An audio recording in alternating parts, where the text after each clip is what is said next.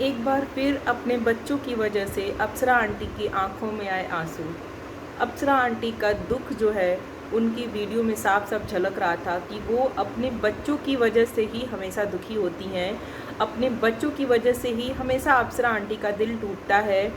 और अप्सरा आंटी हमेशा अपने बच्चों की वजह से ही पब्लिक से गालियाँ सुनती हैं और हमेशा ही अपने बच्चों की गलतियों में साथ देकर अप्सरा आंटी दूसरों को सुनाने में, दूसरों को बद्दुआ देने में, दूसरों को धमकाने में हमेशा आगे रहती हैं। लेकिन वही अप्सरा आंटी खुद अपने बच्चों की वजह से दुखी हो जाती हैं हमेशा। So hello everyone, welcome back to my YouTube channel. जय श्री कृष्णा, राधे राधे आप सभी को।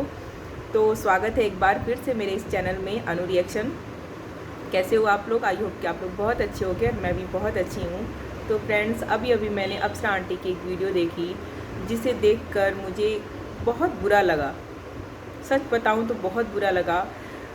एक माँ की फीलिंग्स उसमें दिखी मुझे, जो कि अपने ही बच्चों से ठगी जा रही है बार बार। वो माँ जो कि हमेशा अपने बच्चों के लिए, अपने बच्चों की गलतियाँ छिपाने के लिए लोगों से लड़ जाती है, लोगों को बुरा भला बोल देती है, लोगों से गालियाँ तक सुन जाती है। उस माँ को समझने वाला उनके खुद के बच्चे जो हैं उस माँ को नहीं समझते। मैं हमेशा देखती हूँ कि अप्सरा आंटी हमेशा अपने बच्चों की वजह से बुरी बनती हैं। अप्सरा आंटी अपनी खुद की ब्लॉगिंग करती हैं, उनके ब्लॉग्स को बहुत सारे लोग पसंद करते हैं। लेकिन जब भी अप्सरा आंटी बुरी बनती हैं वो सिर्फ़ और सिर्फ अपने बच्चों की वजह से बनती हैं। वो अपने बच्चों की वजह से सामने आती हैं, लोगों को धमकी देती हैं, बद्दुआ देती हैं। हमेशा वो अपने बच्चों के सामने खड़ी रहती हैं कि मेरे बच्चों को कोई कुछ मत बोलो, मैं जवाब दूंगी, मैं खड़ी रहूंगी।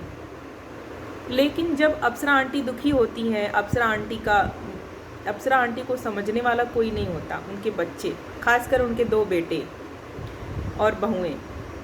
तो हमने जब भी देखा है कि अप्सरा आंटी का जो दुख है, जो हमेशा वो आके व्लॉगिंग में बताती हैं, अपनी हर एक चीज़ बताती हैं और ऐसा लगता है कि वो दिल से बताती हैं अपनी जो उन्हें फ़ील होता है, वो चीज़ें वो दिल से बताती हैं।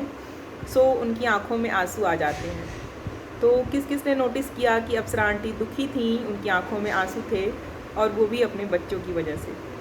सबसे पहले बात करेंगे सचिन की, जो कि उनका बड़ा सुपुत्र है, बड़ी राज फैमिली के। शुरुआत उन्हीं से करते हैं।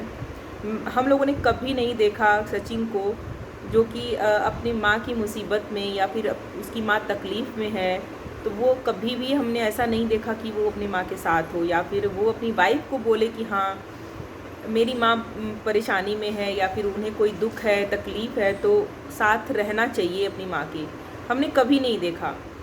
और जैसा कि अप्सरा आंटी ने आज बताया कि उनके बच्चे कैसे उन्हें छोड़कर बाहर निकल गए, कैसे उन्होंने अपनी अलग दुनिया बसा ली। तो जैसा होता है ना, आगे बढ़ने के लिए बच्चे हमेशा होता है, बहुत सारे ऐसे बच्चे करते हैं, जब घर में रोक टोक होती है तो बच्चे बाहर निकल जाते हैं अपना करियर बनाने के लिए, अपने आप को आगे फ्यूचर में अपना भविष्य बनाने के लिए। तो वैसा ही सचिन मनीषा ने भी किया।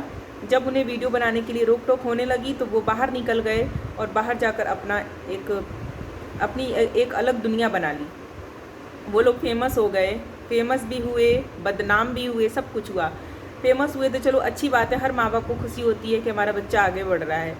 लेकिन जब वो बदनाम हुए, उनकी बदनामी जब सोशल मीडिया पर हो रही थी, तो यही माँ थी जो सामने खड़ी थी पब्लिक के सामने, पब्लिक को सच्चाई बता रही थी और रो रो के दुहाई दे रही थी कि हाँ मेरे बच्चे ने गलत किया है। अभी तक वो अपने बच्चों के साथ खड़ी थी कि भाई मेरे बच्चों को कुछ मत बोलो, ठीक है मेरे बच्चे से गलती हो गई, मेरे बच्चे ने माफ़ी मांग ली, मेरे बच्चों को अब तो पीछा छोड़ दो। अभी तक वो लोगों से गालियाँ सुन रही थी कि धमकी माता, बद्दुआ माता, क्या क्या नाम नहीं दिया अप्सरा आंटी को सब लोगों ने, क्योंकि वो ऐसा ही कर रही थी अपने बच्चों के लिए। और हमेशा ही कहा जाता है कि अप्सरा आंटी हमेशा अपने बच्चों की गलतियाँ छिपाती हैं। गलतियाँ छिपाने की वजह से उनको भी बहुत कुछ सुनना पड़ता है। सो सचिन मनीषा की जितनी भी चीज़ें थी सब लोग जानते हैं, और किस वजह से वो लोग फेमस हुए, किस वजह से बदनामी हुई, क्या क्या हुआ उनके साथ, सबको पता है, किसी से छुपा हुआ नहीं है। लेकिन अप्सरा आंटी ने जानती थी कि मेरे बच्चों ने गलत किया है, फिर भी वो साथ खड़ी थी, साथ दे रही थी, हर कदम पर साथ थी। लेकिन उसके बावजूद भी जब उनके बच्चे उन्हें नहीं समझते हैं तो एक माँ का जो दर्द होता है वो ब्लॉगिंग में कहीं ना कहीं दिख जाता है। सो हमने भी देखा है कई बार अप्सरा आंटी को रोते हुए, जब वो अम्बाला गई थी, अम्बाला से वापस आ रही थी। कई बार हमने उन्हें अपने बच्चों की वजह से रोते हुए देखा है। सो हमारे पास भी दिल है, हम भी जब देखते हैं तो इमोशनल हो जाते हैं। उनको देखकर एक माँ की फीलिंग जो होती है उसे देखकर हम भी इमोशनल हो जाते हैं कहीं ना कहीं। अब बारी आती है प्रिंस की। प्रिंस की वजह से तो अप्सरा आंटी कई बार दुखी होती हैं। कई बार प्रिंस जो है बदतमीज़ी करता है अपनी ऐसी हरकतों से। लोग भी देखते हैं कि भाई क्या है, इसके दिमाग में क्या चलता है। सो अप्सरा आंटी ने खुलकर बताया है, एक बार नहीं कई बार बताया है कि प्रिंस भी सचिन की ही राह पर चलना चाहता है, क्योंकि सचिन बार बार ये दावा करता है, ये घमंड करता है कि भाई मैंने अपने खुद के दम पर किया है, मैंने किया है। तो एक चीज़ मैं बता दूं, इनकी फैमिली में एकता तो है नहीं बिल्कुल भी। सब अपना अलग सब कुछ करना चाहते हैं, अपने दम पर करना चाहते हैं। जिस फैमिली में एकता होती है वो लोग मिल के रहते हैं कि चलो भाई ये मैंने किया, ये इसने किया, चलो मिल के सब साथ में रहते हैं। लेकिन इनकी फैमिली में स्टार्टिंग से ही ऐसा है कि सब अपना अलग मुकाम बनाना चाहते हैं। सचिन पहले से ही चाहता था अपना अलग मुकाम बनाना, उसने बना लिया, अपनी अलग दुनिया बसा ली, अपना एक अंपायर खड़ा कर लिया, बदनामी के थ्रू ही समझ लीजिए। इसके बाद अप्सरा आंटी भी बार बार यही बोलती हैं कि जो मैंने किया है अपने दम पर किया है, मेरे पति के कमाई है, मेरी कमाई है, मैंने अपने दम पर किया है, मैं किसी के भरोसे नहीं रहती, मैं किसी पर डिपेंड नहीं रहती। बहुत अच्छी बात है, बहुत अच्छी बात है कि अप्सरा आंटी इस एज में भी वो खुद पे डिपेंड है और किसी पर डिपेंड नहीं रहती हैं। अच्छी बात है, क्योंकि कहते हैं ना किसी के ऊपर ज़्यादा डिपेंड नहीं रहना चाहिए, नहीं तो बाद में हमें दुख ही मिलता है।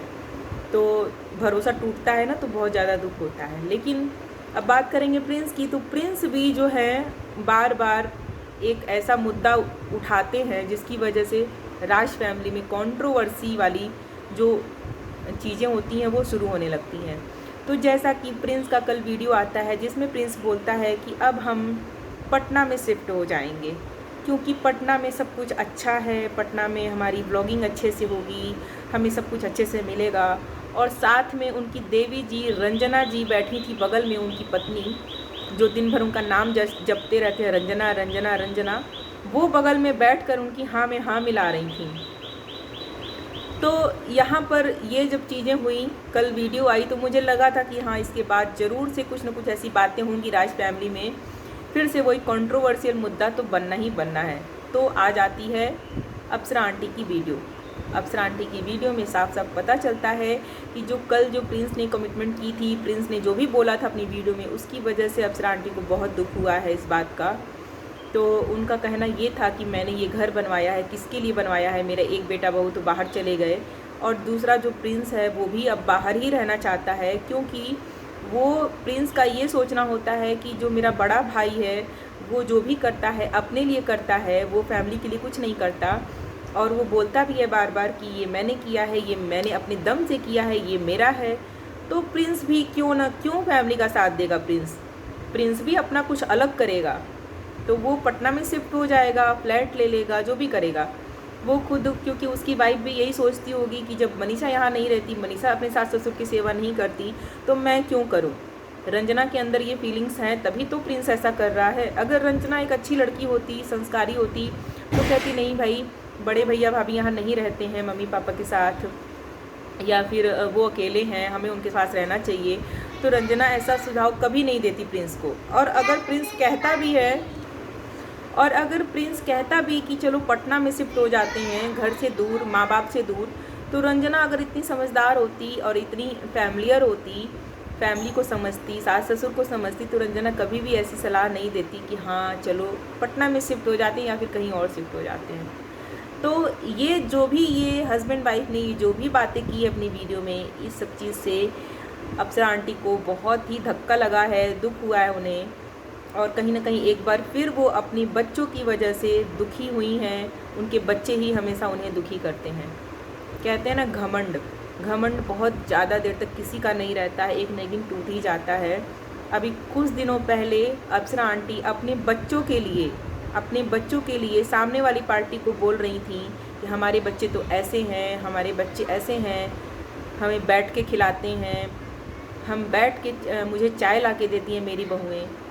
तो जो सच्चाई है वो दिख जाती है, क्या सच्चाई है, उनकी बहुएँ कैसी हैं, उनके बेटे कैसे हैं। और अप्सरा आंटी ने एक और बात बोली थी सामने वाली पार्टी को कि जो सामने वाली पार्टी की जो मदर हैं, माँ हैं उनकी, वो दिन भर किचन में रहती हैं, मेड की तरह काम करती हैं। आपने एक चीज़ नोटिस किया होगा, जिस दिन से ये बात अप्सरा आंटी ने बोली है उसके तुरंत बाद से अप्सरा आंटी किचन में ही दिखाई देती हैं। ऐसी सिचुएशन क्रिएट हो गई अप्सरा आंटी के साथ कि उनको हमेशा किचन में ही रहना पड़ता है। तो कभी भी किसी को उल्टा सीधा नहीं बोलना चाहिए। वो उनकी फैमिली है, उनकी फैमिली में क्या होता है, उनकी फैमिली में क्या सिस्टम है काम करने का या फिर खाना बनाने का, किसको शौक़ है किसको नहीं है, वो उनकी प्रॉब्लम है, उनकी चीज़ें हैं। कभी भी अपनी तरफ से कुछ ऐसा कमिटमेंट नहीं करना चाहिए जिससे कि होता है ना, किसी को बुरा लग जाए या फिर कोई चीज़ अपने ऊपर हावी हो जाए। तो ये चीज़ मैंने नोटिस की थी कि जिस दिन से अप्सरा आंटी ने बोला था कि तुम्हारी माँ तो मेड है, मेड की तरह काम करती है, बहू बेटियों को बेड पर खाना पहुँचाती है, चाय पहुँचाती है, तो उस दिन के बाद से ही कुछ ऐसी सिचुएशन उनके घर में हो गई कि अप्सरा आंटी को दिन भर किचन में ही रहना पड़ता है। तो होता है ना कि कभी कभी हम किसी को ऐसा बोल देते हैं और वो चीज़ हमारे ऊपर ही लागू हो जाती है।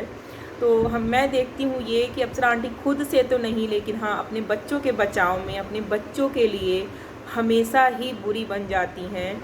और उनकी फीलिंग्स जो हैं अपने बच्चों के लिए ऐसी होती हैं कि मेरे बच्चे कुछ भी करें, मेरे बच्चे कुछ भी करते हैं, वो छोटे हैं, वो नादान हैं, वो गलती कर जाते हैं, वो बहक जाते हैं, सो सब लोग उन्हें माफ़ कर दें। और हमेशा ही वो गलतियाँ छिपाती आती हैं। लेकिन जब वही चीज़ जब उनके बच्चे खुद उनके साथ करते हैं, तब समझ में आता है कि उनका दुख जो दिखाई देता है लोगों को, तब समझ में आता है कि उनके बच्चे कैसे हैं। तो जो बच्चे अपने माँ बाप की फीलिंग्स ही नहीं समझ पाते, वो दूसरों की फीलिंग्स क्या समझेंगे। जिन्हें ये नहीं समझ में आता कि हाँ मेरे माँ बाप बूढ़े हो रहे हैं, उन्हें हमारी ज़रूरत है। और जब भी देखती हूँ मैं अप्सरा आंटी को, जब भी ज़रूरत होती है अपने बच्चों की, अपनी बहुओं की, वो कभी भी उनके साथ नहीं होते। ऐसा आप लोगों ने भी नोटिस किया होगा। तो ऐसा है कि अप्सरा आंटी दिल से बहुत अच्छी हैं, वो बातें भी करती हैं, खुल के करती हैं, अपनी ब्लॉगिंग में जो चीज़ें दिखाती हैं वो भी ऐसा लगता है कि कहीं ना कहीं वो दिल से बोल रही हैं, सारी चीज़ें अपनी बताती हैं वो खुल के। लेकिन जब जब उनके बच्चों की बात आती है वो बुरी बन जाती हैं। ऑटोमेटिक ऐसा लगता है कि उनके दिमाग में कुछ अलग ही चीज़ें चलने लगती हैं, वो अलग ही उनकी बोली भाषा चेंज हो जाती है अपने बच्चों के लिए। तो यहाँ पर जब मैंने अप्सरा आंटी की वीडियो देखी तो मुझे लगा कि इस पर एक वीडियो ज़रूर बननी चाहिए, जो कि एक माँ के लिए है।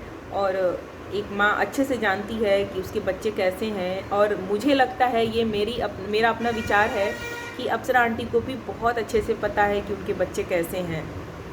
सो पब्लिक के लिए, दुनिया के लिए वो बच्चों के लिए लड़ जाती हैं, बच्चों के खुशी के लिए लड़ जाती हैं। लेकिन सच यही है कि उनके बच्चे सच में उनकी खुद की फीलिंग्स नहीं समझते हैं।